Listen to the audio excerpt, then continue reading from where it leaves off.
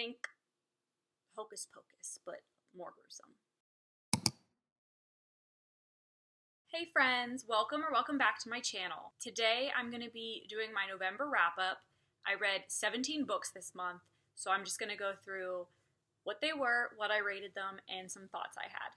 I'm not going to do these in any particular order of how I read them because I did read some series, so I'll talk about those at like one time, but I'll start with some standalones that I read.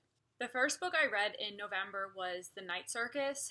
This was the first book I read this month, but I kind of was a little book slumpy after last month because I read like 28 books in October. So I don't know if my feelings on this book were because of that or just because of the book itself. But I was really looking forward to The Night Circus by Erin Morgenstern. This book is about two magicians, Celia and Marco. When Celia was a really little girl, her dad basically entered her into this competition without her being able to consent to it, and his frenemy, chose Marco to be his champion. So then their whole lives, they're training to eventually compete where only one of them can survive, but neither of them knows who the other is, and they don't know like what the challenge is going to be, where it's going to take place, when, none of that. So you're following them separately, and then you're also following like a third storyline of another kid that is like obsessed with the night circus and goes to it as many times as he can. So the night circus is basically a circus that occurs at night. It only opens when the sun goes down and it closes when the sun goes up. And there's just like magic and the normal things that you would see at a circus. So basically, once they meet and they realize, one of them realizes who the other is first, but when they realize that they're supposed to basically kill the other, like the other, one of them's not going to be able to survive, they try to figure out a way around it because they do start to develop feelings for each other. So that's pretty much the synopsis. That's what I got out of it. For some reason, this was just very hard for me to get through. I don't know if it was the writing. I don't know if it was the story jumping around to different people in different time periods, and I never knew really where I was. Maybe it was me. Maybe my brain just couldn't comprehend it. I don't know. But I ended up giving this 3.5 stars, which was a little upsetting because I had heard so many good things about this book. I was expecting it to be 4 stars minimum, but I still enjoyed it. It just took a little bit more brain power to get through it than I would have liked. The next book I'm going to talk about is Northern Spy by Flynn Berry. I've had this book on my TBR for a while because I just wasn't sure if I wanted to read it, but I did really end up enjoying it. I'm not sure if I would classify it as like a mystery. I don't know if it would, I don't really think it's a thriller, probably like a mystery fiction, but it follows 2 sisters in Northern Ireland, Tessa and Marion. And in Northern Ireland, there's those that support the British rule and then the IRA who opposes it. So Tessa is a BBC anchor, so she obviously is involved with a lot of like the British sides of things. One day at work, they break a story while she's on air of footage of an IRA raid, and in the video she can tell that her sister is part of that raid, and it shocks her. She's like, that's not my sister, or she's doing this against her will, she would never do that. Typical denial things. And basically it's Tessa trying to figure out, can she trust her sister? Can she have a relationship with her sister? Tessa has a son, so that's thrown in there, the questionable relations there. So it's a very family-centered book about divide in a country and going through that divided society thing, which we see in multiple countries, but this is just like the Northern Ireland side of it. So I really did enjoy this. I did only give it like a 3.5 stars because I haven't really thought about it since I read it, but I enjoyed it more than I was expecting to. I would recommend it if a mystery, family-oriented, very generic fiction kind of book is your thing. This was very fascinating and an interesting take on what is really going on in Northern Ireland, or what it could eventually be. The true thriller that I read this month was We Were Never Here by Andrea Bartz. This book follows 2 friends, Emily and Kristen, and it starts with them on a trip in Chile. You come to find out that they take a trip every year together. They have since college when they met, and it's just a way for them to explore the world and spend time with each other because they live in separate countries. While they're in Chile, they're at a bar, and Kristen meets this guy and decides she wants to go back to the room with him. So she asks Emily to like give them some time so they can, do what they want to do. And after a while, Emily goes back to meet her and finds that the guy that Kristen took back to the room is dead in their room with a very violent, bloody scene left behind. The true plot of this book is like centered around a very toxic friendship.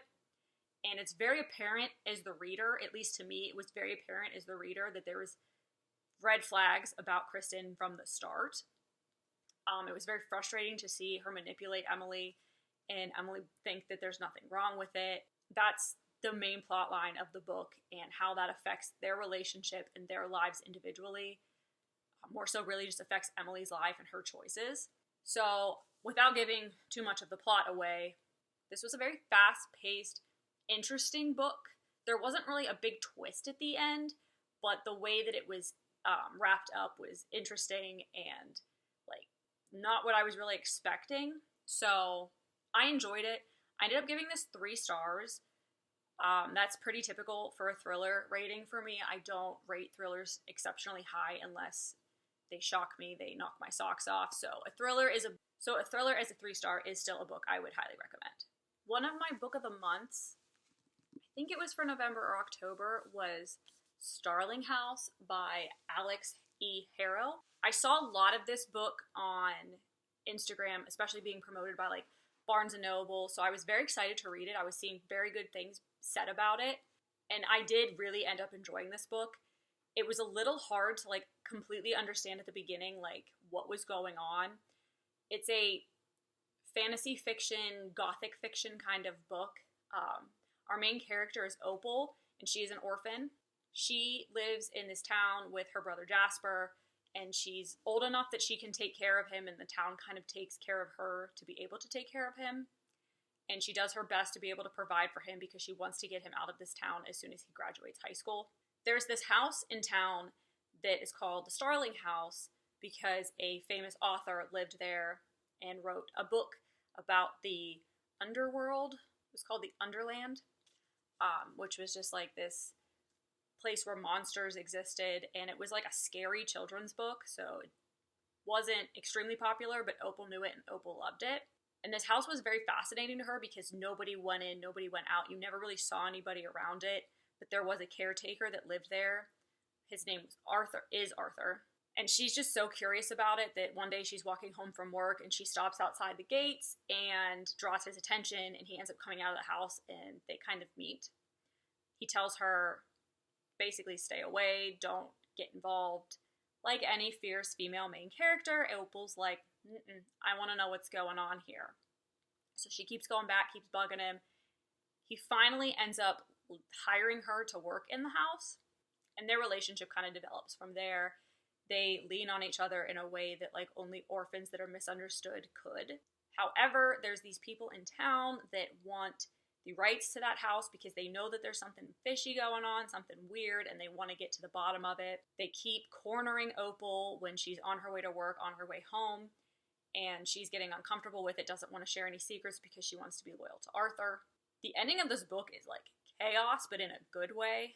You finally find out the secrets of the house and what Arthur's role is as the caretaker and what that means and why there's this monster that comes from the Underland and terrorizes the community, and no one really understands it and why it's happening and what it is. And then it all ends up tying into a nice little package at the end with like Opal's history and Arthur and the book and the town. Everything just like comes together at the end. This book, however, I went from reading, which I'll talk about in a minute, Once Upon a Broken Heart, which is like a YA fantasy romance with big writing, to like this tiny writing. And it's got these things, footnotes, every so many pages. I'm not sure if I like footnotes in like a fiction book. Daisy Hates had them too. They're a little distracting to me because every time I see the number, I want to go down and read what it is. And it's helpful, but I feel like it could be done in a different way. I ended up giving this book 4 stars because I did really enjoy it once I got into it and figured out what was going on. I think this book actually kind of got me a little bit out of the slump that I started the month in. It was an unexpected read. I didn't really know what to expect going into it. I just saw a lot of good things about it, so I picked it as a book of the month, and I'm very happy I did. I really, really enjoyed this book. I'm going to quickly go through Lightlark and the second book in the series, Nightbane. I did do a reading vlog on this where I talked a little bit more about it, so if you're really interested in what the books are about, go check that out.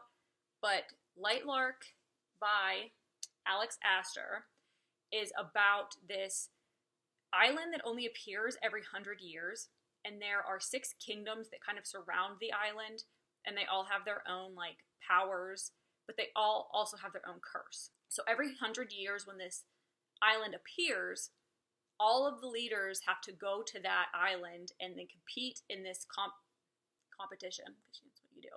They compete against each other, and one of the leaders actually has to die in order to break the curses on all of the other lands. So some of this is like mystery because you're trying to figure out exactly what needs to be done to break the curses. They know somebody has to die, but they say like picking who it is the hardest part because it does cripple one of that nation is like gone if that leader dies. So there's so many rules they have to follow. They all have, like I said, their own powers that they use in this competition. There's a love triangle between Isla Crown, who's our female lead, and 2 of the other leaders. The kingdoms all have like their own powers that reflect what their kingdoms are. So Isla is the wilding, so they're like one with nature. They help things grow, they help prosper things, and their curse is like the opposite of that. Grimm, who's one of the love interests, is Nightshade, which is like the evil kingdom. And then there's Moonling. There's like a sky, there's a sun, there's one more, and I can't remember what it is. But there's 6 leaders altogether.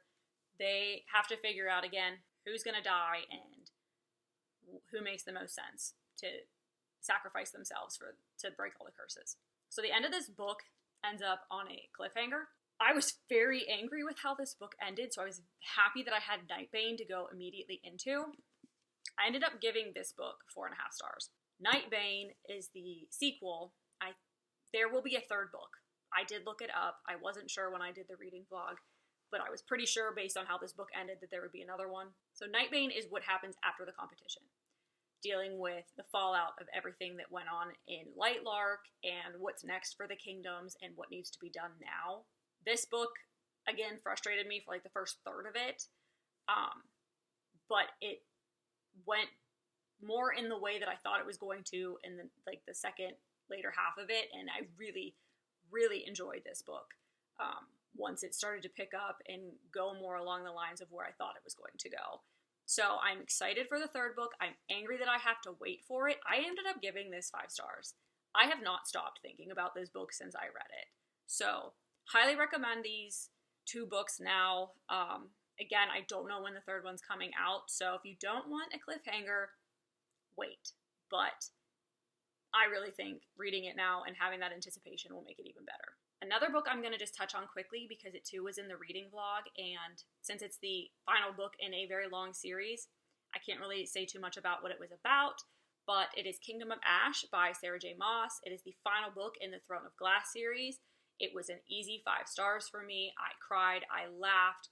There was just a lot of emotions in this book. I was angry at times with some of the characters and what they were doing, but it all came together very well. It was the perfect ending to this series. They tied all the stories in together so well. Part of me wishes there was a little bit more for some of the characters at the end, but you never know with Miss Moss here. I don't know if we'll eventually find out a little bit more about them, and she's just, in her mind, not there yet. But she's a genius. She has everything mapped out, so I just have to trust the process and trust her. But definitely my favorite book in the series. One of my favorite books that I've read all year. I highly recommend this series. And like I said in the reading vlog, if you're going to read Sarah J. Maas's books, I recommend reading the series in the order of the ACOTAR series, the Throne of Glass series, and then the Crescent City series. I swapped Crescent City and Throne of Glass because I didn't know any better, but going back, if I could have like switched them and done this first, I would have preferred that. It's fine, but if you've never read any of her series, that's the order I would recommend. So I've already started my Christmas reads. I waited till Thanksgiving, but I managed to get 2 in before the end of the month. The first one is The Santa Suit by Mary Kay Andrews. Again, this book was the 3rd book I read in that reading blog. I was expecting this to be a romance, but it was really just a heartwarming Christmas story about a girl moving to a new town for a fresh start, like every Hallmark movie starts. However, it was really about her finding her place in this town and accepting people's help because it's a small town and that she doesn't have to do everything on her own, and getting her groove back and making friendships and finding a place for herself in this community. There is a slight romance, but it's not the main plot point of the book. So basically, Ivy moves to this small town that is obsessed with Christmas, and she moves into the house that Santa and Mrs. Claus of that town lived in. It's an old rundown farmhouse. She finds the old Santa suit that was used up in the closet of one of the rooms because everything was kind of left in the house. And she finds a note inside the pocket of the suit where this little girl basically was asking Santa for her daddy to come home from war. I believe we find out it was like the Vietnam War. So it was a little bit further back in time. So Ivy can't stop thinking about this note, and she uses her new contacts and her friends in town to figure out who this little girl was because she wants to know what happened. All in all, adorable book. I gave it 3.5 stars. Definitely recommend if you want a nice, heartwarming, quick holiday read. The other Christmas book I read so far is Royal Holiday by Jasmine Guillory. This is about a woman, Vivian, who gets invited to go to London with her, not really London, England, with her daughter, Maddie, for the Christmas holidays. So Maddie is filling in for her boss who can't travel right now, pregnancy or something, I can't remember, but she has to dress the Duchess for all of the Christmas celebrations. So you get a little bit of royal family in there. They don't specifically talk about, no names, no real descriptions of the royal family, but if you know, you know. So while Maddie's working with the Duchess, Vivian basically has like free reign of the, I'm not going to say it right, Sandringham area, because that's where the house that they're staying at. And they're staying in the cottage, the Sycamore Cottage, with the Duke and the Duchess. But she goes around the whole compound, meets people, is trying to just see what she can see while she's on her little vacation. While she's exploring, she meets Malcolm, who is the private secretary to the Queen. Immediate attraction between the two of them. Both of them are divorced, not really looking for love, but obviously they find it because it's a romance. So it's obviously them having a fling, figuring out if it can be more than that. And it's a very cute story about kind of just like letting yourself experience life as it happens and stop trying to plan everything and make everything perfect and just accept some things. I really enjoyed this. I thought it was cute. It was different because I've never read a romance where it's like two older, middle-aged people that are divorced that find love. It's usually like college romance, 20s, 30s. That's what I typically read. But I really did love this book. It was an adorable holiday book. More romance than holiday. It just took place over Christmas, which is why it's a holiday book. But I still really would recommend it. And I also gave this 3.5 stars. So I did read like a horror fiction book this month. And if you could guess, it was a Stephen King. This is Dr. Sleep, which is the sequel to The Shining. This follows Danny, who is a little boy in The Shining. And he's older now. You kind of get a little bit of like what happened between the end of The Shining and current. It's pretty quick at the beginning. But basically Dan has gone down a really bad path in life. He never really thought he would rely on alcohol the way his dad did, but here we are. So I don't know exactly how much like The Shining movie talks about it, but because I didn't like it, so I didn't finish it. But the book itself centers more on Danny's powers, that he could like see dead people, he could communicate with the dead. That was really the powers of the hotel that's escaping my mind right now. This is about him trying to get his life back on track, trying not to let these powers that he has affect him in the way that it has since he left. The Overlook Hotel. I don't understand Stephen King's mind, because this book was not what I was expecting. So basically, Dan moves to this small town. He ends up turning his life around. He's doing well, and he starts communicating with another person that has the shine like him, but he doesn't know who it is. They're communicating like she's writing on a chalkboard in his room, and that's how they're communicating back and forth, to find out that she's got a lot of shine in her. There's like levels of shine that people have. This little girl has been tied to these people that I don't know how to describe them, but they basically go around and try to steal people's shine, and it keeps them alive and young and immortal. So this little girl, Abra, is trying to explain what she has figured out about these people, and she accidentally like connects with one of them, and this woman's like the lead, who's actually the background picture. You really can't tell, but there is a face there. The leader of this group, they call themselves the True Knot. She accidentally like sees through her eyes, and the woman picks up on that and understands that this girl's got a lot of shining and could basically sustain them for a very long time. So she makes it her mission to find this little girl and suck the life out of her, essentially. I'm not going to get into the details of what happens, but think hocus pocus, but more gruesome. So eventually Dan and Abra meet, and it's them trying to figure out a way to get this woman to basically disband this group and get this woman to stop coming after Abra so that she can continue to live her life. This group's obviously not good people, so they're trying to end as many of them as they can as well. I probably just confused the crap out of you with this explanation, but I had tried to read this a few years ago and couldn't get into it. But let me tell you, this time, it was great. So weird, but very fascinating. I don't know how this man comes up with these stories and makes up these things in his mind, but it never ceases to amaze me. This book was a 4-star read for me. I still think about it, and I think it's just because of how weird it was. But highly recommend. I don't want to say you have to read The Shining before you read this. If you don't want to read The Shining, it doesn't hurt. I think you could read this without reading The Shining because they talk enough about what happened that you could figure it out. But 4-star read, really enjoyed this one.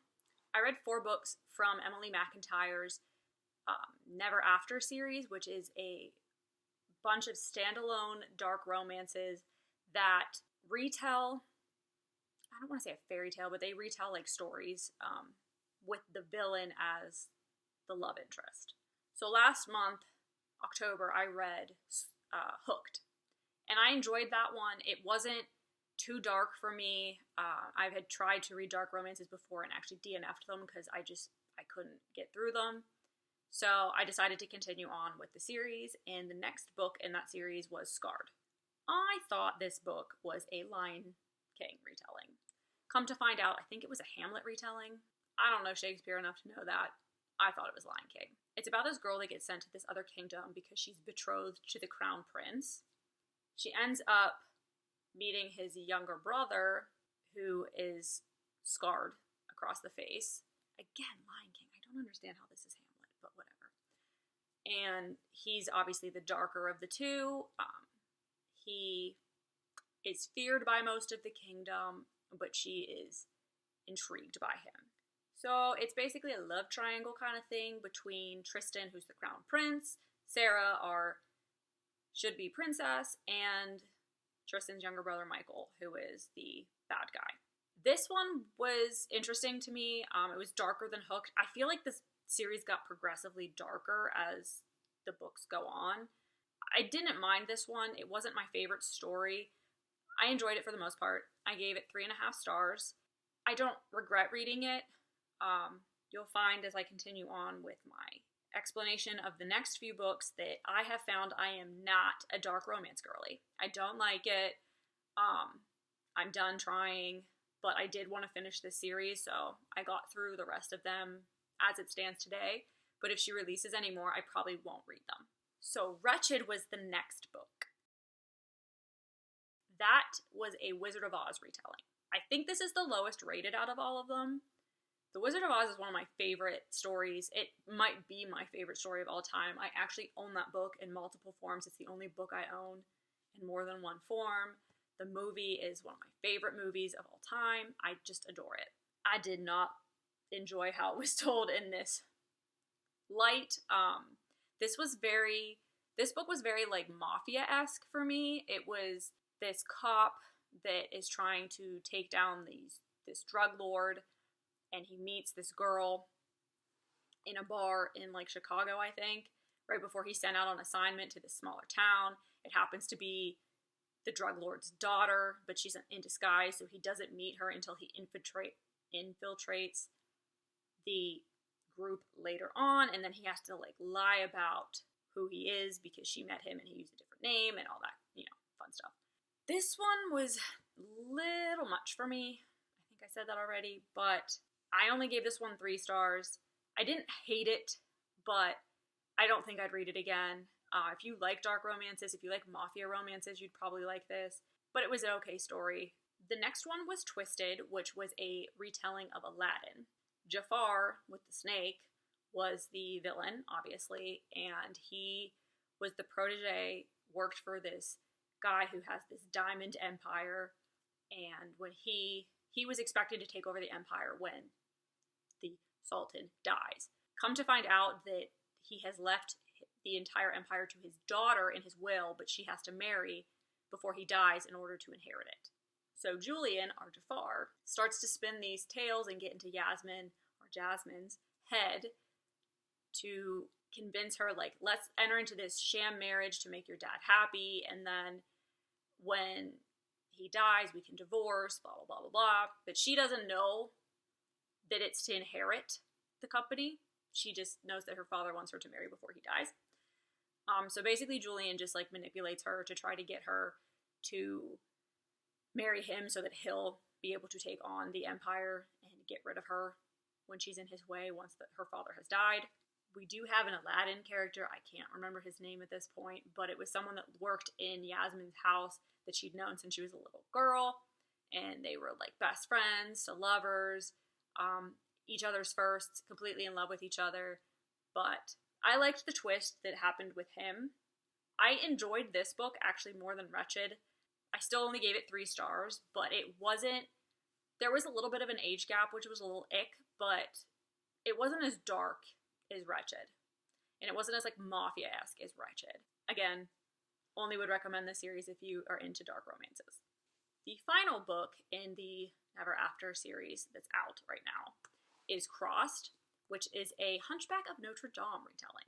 I don't know where to start with this one. I haven't seen the Hunchback of Notre Dame since I was a child, but I still remember the story. Quasimodo, Esmeralda, creepy priest dude.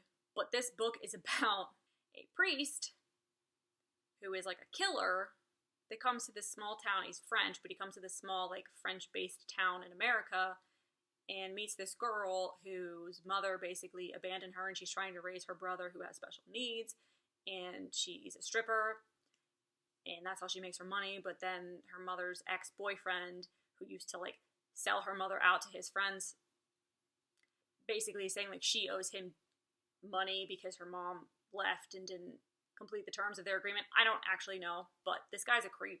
Both the bad guy and the priest, in my opinion, were a creep in this. I did not like this book. I almost DNF'd it. I very closely almost DNF'd it. I ended up giving it 2.5 stars. I am not a religious person at this point in my life, but I did grow up Catholic. Having a priest that did the things this priest did and basically went against his vow of celibacy and was kind of just an overall creep in my mind was very hard for me to get my mind through, basically because of everything else that's happened in the Catholic Church in the past 10 years. So I was a little disgusted by this book.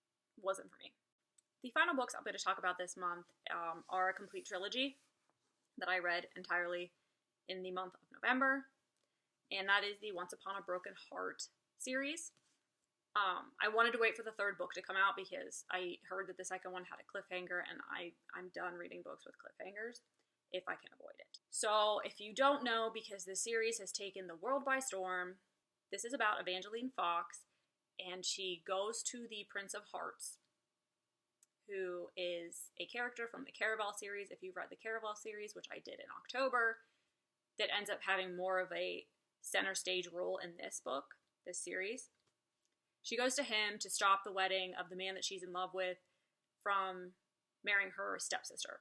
The Prince of Hearts is what they call a fate, and they talk about this in Caraval, but a lot, and I think it's mentioned in this book, but they teach you never to make a deal with a fate, because they're basically going to screw you over. You aren't going to get what you want. You have to be very specific. It's like with a genie. You have to be very specific about your wish, or they'll manipulate it.